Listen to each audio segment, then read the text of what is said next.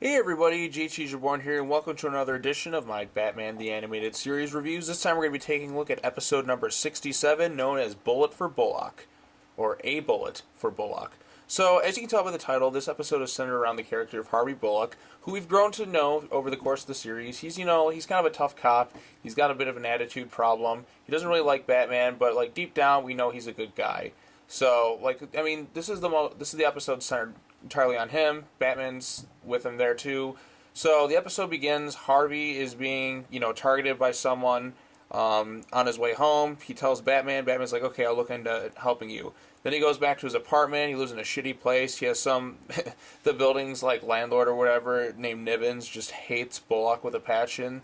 He's just like, turn your heat down. We have a rug outside. Wipe your feet. I don't want roaches in my place. And then you go to Bullock's place. It's kind of like this really dirty. It's kind of like this noir, jazz detective story or whatever, which I do appreciate about it. There's a bit of mystery as to what's going on. I actually forgot, because I haven't seen this episode in a while, who was behind it and all that, because I'm like, okay, who's behind this? I know it was someone. Then as soon as it started clicking, I'm like, oh yeah, now I remember, because it's been a while since I've seen it. But it is a very entertaining episode. It's pretty funny. We see Bullock's lifestyle. He's always giving Batman crap, and then at one point he's just like, you can't tell me what to do, and Batman just gets really pissed off and grabs him. He's like, listen, this is your life at stake. Shut up. And I thought that was pretty funny. And in the end, he thinks it's some guy named Vinny the Shark, who he put away for years ago, who finally got out after 8 years due to good behavior. And then all of a sudden, Batman and him track him down. They stop his gang and all that, and then throw that guy in jail, and Bullock thinks it's over. But then the criminal comes, he's like, I told you, man. I told you, I warned you to leave. I warned you what was going to happen. I warned you, man. And then it turns out it's this guy Nivens, who was his landlord, who just wanted to see him go. And then, he gets taken out, and Batman's just like, Bullock's like, man, you think of all the people I irritated, it would have been this guy. And Batman's like, you know what, Bullock, you've got your own problems. Goodbye.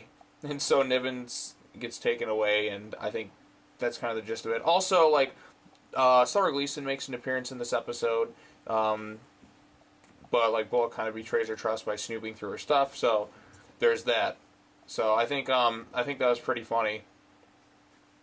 So the other funniest moment is where Batman pulls him into his the Batmobile, and he's talking to him, and then Bullock's like, hey, you got a fancy place here. He goes to push a button. He's like, what's this? Ejector seats, passenger ejector seats. And Bullock's just like, okay, I'm good.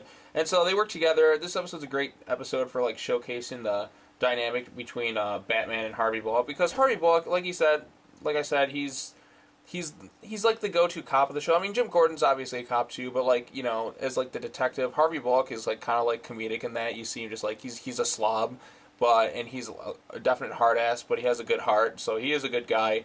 But he doesn't really like Batman. But I think he's kind of reminds me a bit of J. Jonah Jameson's Spider-Man, where he really hates Spider-Man, but deep down you can tell that he still seemingly may like him. He just won't admit it. That's kind of Bullock in the show. So, but yeah, this is a good little episode that showcased the relationship between Batman and Bullock. I had fun with it. I appreciated it, and I'm glad that it was there. So, yep. That's all I got to say about that. I hope you guys enjoyed watching this, and be sure to come back next time as we take a look at the episode known as Trial, because I'm going in production order, not release date.